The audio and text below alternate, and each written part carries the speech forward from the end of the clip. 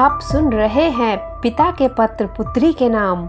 ये पत्र जवाहरलाल नेहरू ने जेल से अपनी बेटी इंदिरा को लिखे थे। इन पत्रों का हिंदी अनुवाद किया है हिंदी के महान साहित्यकार मुंशी प्रेमचंद ने और प्रस्तुत करता है गिरिबाला जोशी। पिछले पत्र में हमने खेती से हुई तब्दीलियों के बारे में जाना। आज के पत्र में नेहरू बतलाते हैं कि कैसे एक आदमी खानदान या कबीले का सरगना बन जाता है। नेहरू लिखते हैं, मुझे डर है कि मेरे खत कुछ पेचीदा होते जा रहे हैं, लेकिन अब जिंदगी भी तो पेचीदा हो गई है। पुराने ज़माने में लोगों की ज़िंदगी बहुत सादी थी और अब हम उस ज़माने पर आ गए हैं जब ज़िंदगी पेचीदा होनी शुरू हुई। अगर हम पुरानी बातों को ज़रा सावधानी के साथ जांचें और उन तब्दीलियों को समझने की कोशिश करें जो आदमी की ज़िंदगी और समाज में पैदा होती गई, तो हमारी समझ में बहुत सी बातें आ जाएंगी।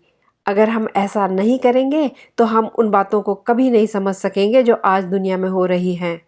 हमारी हालत उन बच्चों की सी होगी जो किसी जंगल में रास्ता भूल गए हों। यही सबब है कि मैं तुम्हें ठीक जंगल के किनारे पर लिए चलता हूँ ताकि हम इसमें से अपना रास्ता ढूंढ निकालें।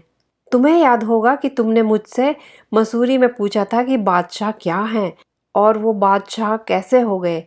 इसलिए हम उस पुराने ज़माने पर एक नज़र डालेंगे जब राजा बनने शुरू हुए। पहले वो राजा नहीं कहलाते थे। अगर उनके बारे में कुछ मालूम करना है तो हमें ये देखना होगा कि वे शुरू कैसे हुए। मैं जातियों या कबीलों के बनने का हाल तुम्हें बता चुका हूँ। जब खेती बाड़ी शुरू हुई और लोगों के काम अलग अलग हो गए तो ये जरूरी हो गया कि जाति का कोई बड़ा बूढ़ा काम को आपस में बांट दे। इसके पहले भी जातियों में ऐसे आदमियों की ज़रूरत होती थी जो उन्हें दूसरी जातियों से लड़ने के लिए तैयार करें। अक्सर कबीले का सबसे बूढ़ा आदमी सरगना होता था। वो कबीले का बुजुर्ग कहलाता था। सबसे बूढ़ा होने की वजह से ये समझा जाता था कि वो सबसे ज़्यादा तजर्बेदार और होशियार है। ये बुजुर्ग जाति के और आदमियों की ही तरह होता था।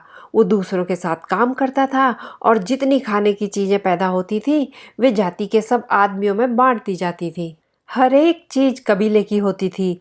आजकल की तरह ऐसा नहीं होता था कि हर एक आदमी का अपना मकान और दूसरी चीज़ें हों और आदमी जो कुछ कमाता था वो आपस में बांट लिया जाता था, क्योंकि वो सब कबीले का समझा जाता था।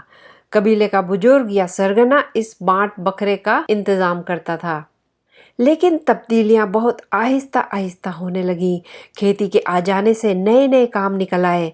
सरगना को अपना बहुत सा वक्त इंतज़ाम करने में और ये देखने में कि सब लोग अपना अपना काम ठीक तौर पर करते हैं या नहीं खर्च करना पड़ता था। धीरे धीरे सरगना ने कबीले के मामूली आदमियों की तरह काम करना छोड़ दिया। वो कबीले के और आदमियों से बिल्कुल अलग हो गया।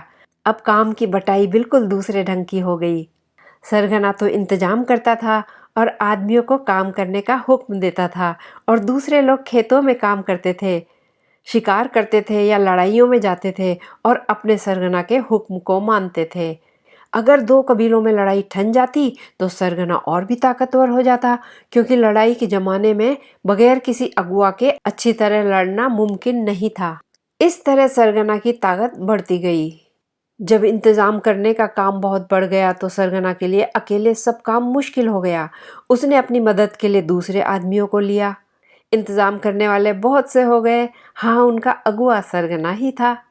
इस तरह कबीले दो हिस्सों में बंट गया, इंतज़ाम करने वाले और मामूली काम करने वाले। अब सब लोग बराबर नहीं रहे। जो लोग इंतज़ाम करते थे उनका मामूली मजदूरों पर दबाव होता था। अगले खत में मैं दिखाऊंगा कि सरगना का अधिकार क्यों कर बढ़ा। इन शब्दों के साथ ये पत्र समाप्त होता है। अगले पत्र में हम जानेंगे सरगना यानी ट्राइब का लीडर या पेट्रियार्क कैसे ज़्यादा प्रभावशाली बना। इस चैनल पर आपको नेहरू जी से संबंधित हर तरह की जानकारी मिलेगी। आप मेरे वीडियोस को लाइक करके तथ्यपरक ऐतिहासिक जानकारी ज़्यादा लोगों तक पहुंचा सकते हैं। गिरिबाला जोशी को दीजिए इजाज़त। नमस्कार।